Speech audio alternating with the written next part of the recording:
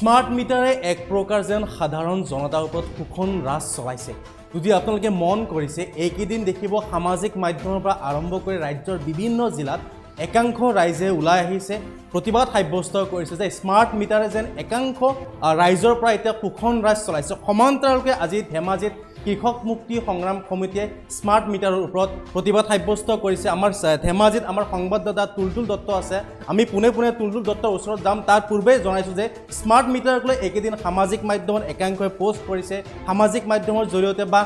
একাংশ মানুহে প্ৰতিবাদ কৰিছে যে স্মাৰ্ট মিটাৰে ৰাইজক শোষণ ৰাজ চলাইছে। যিখিনি বিল হ'ব লাগে নিয়মত তাতকৈ দুগুণ বিল আহিছে আৰু ইয়াৰ পাছতে একাংশ ৰাইজে ওলাই আহি প্ৰতিবাদ সাব্যস্ত কৰিছে। কৃষক মুক্তি সংগ্ৰাম সমিতিও ইয়াৰ পিছতে ধেমাজিত এক প্ৰকাৰ উত্তাল প্ৰতিবাদ সাব্যস্ত কৰিছে স্মাৰ্ট মিটাৰৰ ওপৰত। আমি পোনে পোনে ধেমাজিত যাম। ধেমাজিত আমাৰ সংবাদদাতা তুলতুল দত্ত আছে। হয় তুলতুল দত্ত, ধেমাজিত কেনেকুৱা ধৰণৰ পৰিৱেশ? আজি মই উপস্থিত আছোঁ ধেমাজি জিলাৰ বিদ্যুৎ বিভাগৰ সংমণ্ডলৰ যি ধেমাজি সদৰত অৱস্থিত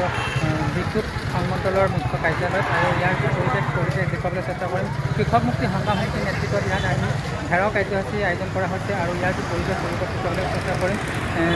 শ লোক ইয়াত এই ধৰণে ওলাই আহিছে, শ লোক এই ধৰণে ইয়াত ওলাই আহিছে আৰু ইয়াৰ যি কাৰ্যালয় ঘেৰাও কৰাৰ পৰা উত্তাল প্ৰতিবাদ কৰা দেখা গৈছে যে, আৰু তেখেতলোকৰ প্ৰতিবাদকাৰীয়ে অভিযোগ অনুসৰি প্ৰতিবাদকাৰীয়ে কোৱা মতে তেখেতলোকে কৈছে যে চৰকাৰে যি নতুনকৈ স্মাৰ্ট মিটাৰ ব্যৱহাৰ কৰিছে বা ব্যৱহাৰ কৰিবলৈ ৰাইজক শাস্তি কৰা অভিযোগ উত্থাপন কৰিছে, আৰু এই স্মাৰ্ট মিটাৰৰ দ্বাৰাই বিভিন্ন বিশেষকৈ ৰাইজক মাধমাৰ বা হাৰাশাস্তি কৰা দেখিবলৈ পোৱা গৈছে। আৰু ইয়াৰ যি পৰিৱেশ মই আপোনালোকক ক'বলৈ চেষ্টা কৰিম। ইয়াৰ মন্তব্য প্ৰতিবাদকাৰীৰ লগত মন্তব্য জানিবলৈ চেষ্টা কৰিম। কিমান কষ্ট কৰি এটোপাল কেঁচা ঘামৰ মূল্যৰ বিনিময়ত টকা এটাকৈ উপাৰ্জন কৰে, আৰু যেতিয়া এটা দৰিদ্ৰ পৰিয়ালে এমাহত 1800 টকা 2000 টকা 2100 টকা আপোনাৰ বিদ্যুৎ মাচুল দিব লগা হয়, তেনেস্থলত গ্ৰাম্য সমাজৰ চহা জীৱনৰ মানুহবিলাক কেনেধৰণে জীয়াই থাকিব আপোনালোকে নিজে উপলব্ধি কৰক। গতিকে এটা কথা আমি ইয়াৰ পৰাই নন্দিতা গাৰ্লুচা ডাঙৰীয়ানী সকীয়াই দিব বিচাৰিছোঁ। এই ধেমাজি অসম শক্তি বিতৰণ কোম্পানী লিমিটেডৰ উপসংমণ্ডলৰ কাৰ্যালয়ৰ পৰাই আমি অসম চৰকাৰক সকীয়াই দিব বিচাৰিছোঁ, যদি স্মাৰ্ট মিটাৰ শীঘ্ৰে বন্ধ কৰি পূৰ্বৰ BPL মিটাৰসমূহ দৰিদ্ৰ জনগণক ঘূৰাই নিদিয়ে, তেনেহ'লে অনাগত দিনত আমি কৃষক মুক্তি সংগ্ৰাম সমিতিয়ে নিৰবিচ্ছিন্নভাৱে গণ আন্দোলন গঢ়ি তুলিবলৈ বাধ্য হ'ম। এইদৰে প্ৰদান কৰিছে আৰু ইয়াৰ যি দৃশ্য সেই দৃশ্য আমাৰ সম্পূৰ্ণভাৱে দেখুৱাবলৈ চেষ্টা কৰিছে। আমি লগতে পুলিচ প্ৰশাসনকো আমি এটা আহ্বান জনাব বিচাৰিছোঁ, আমি কৰোঁ নহয় গণতান্ত্ৰিক মানুহ, এই ভাৰতৰ নাগৰিক হৈ আমি পুলিচ প্ৰশাসন জনতাৰ সুৰক্ষাৰ কাৰণে নিজৰ অভিযোগ এনেদৰে গৰু ৰখাৰ কোনো প্ৰয়োজন নাই বুলি ভাবোঁ। আপোনালোকক কৈছোঁ গেট সোনকালে দিয়ক, নহ'লে কিন্তু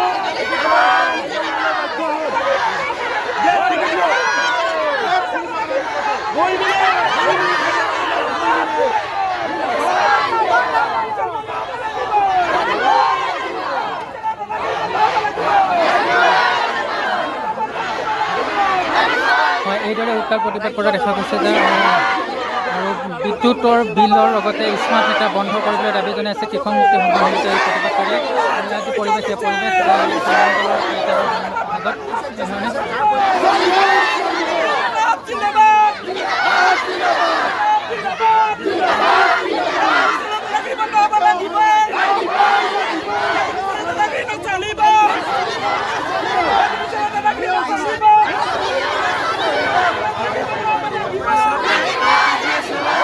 আমাৰ সাধাৰণ নাগৰিক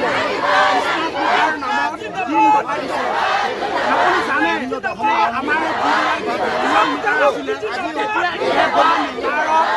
সাধাৰণ পৰিয়ালৰ 200 স্মাৰ্ট মিটাৰ লগাই দিয়াৰ পিছত আমাৰ ৰাইজৰ ইমান এটা সাধাৰণ এনেকুৱা এটা শোষণ স্বাধীন ভাৰতৰ আগত ব্ৰিটিছেও এনেকৈ ধৰণে শোষণ কৰা নাছিল। মানে হেৰি কৰিছে আমি আৰু ৰাইজক সম্বৰ্ধিত কৰি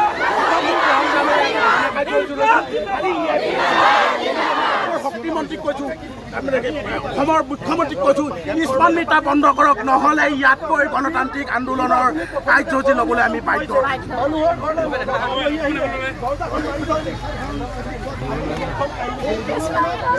এতিয়া স্মাৰ্ট মিটাৰ বন্ধ কৰিবৰ কাৰণে দাবী জনাইছে যে স্মাৰ্ট মিটাৰ বন্ধ কৰি গ্ৰাম্য অঞ্চলত বসবাস কৰা যিসমূহ লোক আছে সেই লোকসকলক হাৰাশাস্তি কৰা দেখা পোৱা গৈছে চৰকাৰে আৰু ইয়াৰ এই যে অভিযোগ উত্থাপন কৰি বিদ্যুৎ সংমণ্ডলৰ যি কাৰ্যালয় আছে কাৰ্যালয়ত ঘেৰাও কৰা দেখিবলৈ পোৱা গৈছে আৰু ইয়াৰ যি পৰিৱেশ সমূহ দেখাবলৈ চেষ্টা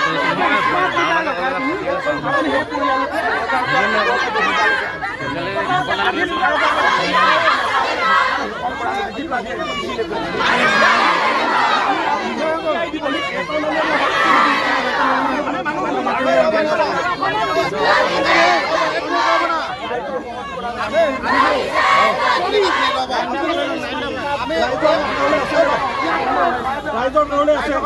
গেটখন খুলি দিয়া কি আপত্তি আছে আপুনি ৰাইজৰ আমি অহা কাৰণে গেট দেখিছোঁ যদি গেছৰ তাতে নাযায় তেতিয়াহ'লে আমি গেট খুলি হ'লো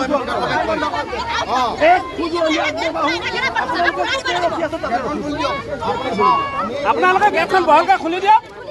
আমি ভিতৰলৈ মানুহ নোসোমাওঁ আমাক যদি গেটখন খুলি দিয়ে আমি কৰোঁ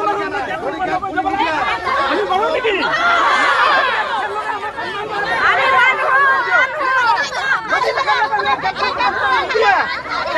কি কৰিম বাৰু আমি কি কৰিম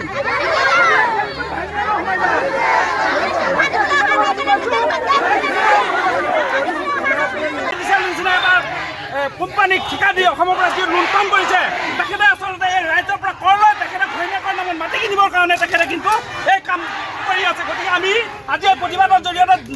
আহ্বান জনাইছোঁ আমি দাবী জনাইছোঁ তেওঁলোকে এই এপিডিচি বন্ধ কৰিব লাগিব এই স্মাৰ্ট মিটাৰ বন্ধ কৰিব লাগিব যদি এই স্মাৰ্ট মিটাৰ বন্ধ নকৰে তেতিয়াহ'লে আমাৰ এই কৃষক মুক্তি সংগ্ৰাম সমিতি চিৰবিচ্ছিন্নভাৱে এই সংগ্ৰাম চলি থাকিব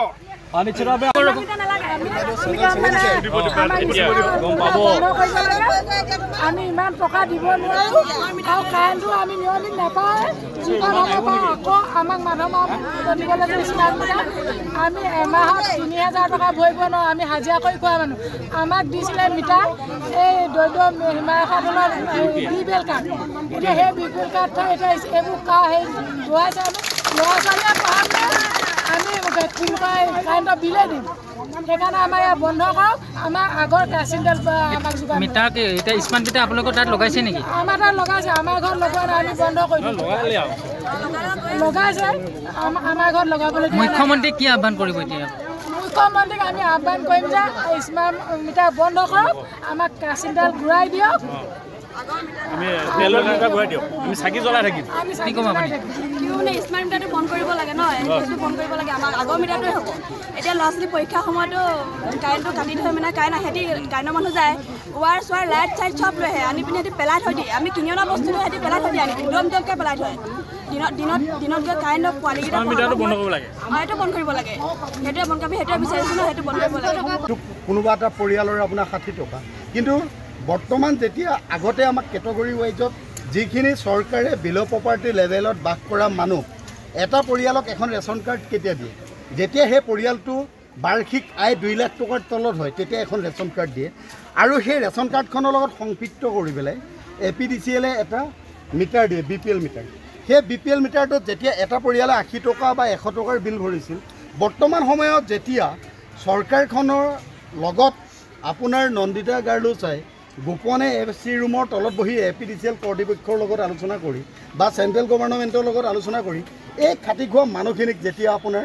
স্মাৰ্ট মিটাৰ লগাই দিলে কোনো কেটেগৰী ছিষ্টেম নাই কিবা নাই এই মানুহখিনি আজি 1800 টকা 2000 টকা আহিলে বা 2500 টকা আহিলে ক'ৰ পৰা বিল দিব কওক এটা মানুহে দিনটোত হাজিৰা কৰিলে পায় 300 টকা সেই মানুহটো হয়তো মাহটোত 10 দিন কাম চলে যদি 10 দিন কাম কৰে মানুহঘৰে আপোনাৰ 3000 টকা সেই মানুহঘৰে ৰেচন কিনি নিজৰ পেটৰ ভোকৰ মানে পেটৰ তাৰণাৰ ভোক আপোনাৰ দূৰ কৰিব নে আপোনালোকক বিদ্যুৎ বিল দিব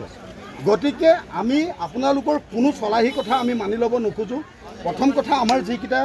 দাবী আছে সেই দাবীকেইটা আপোনালোকে যেতিয়ালৈকে মানি ল'ম বুলি আমাক প্ৰতিশ্ৰুতি নিদিয়ে তেতিয়ালৈকে আমি আপোনালোকক ইয়াৰ পৰা আঁতৰি নাযাওঁ আমাৰ স্পষ্ট কথা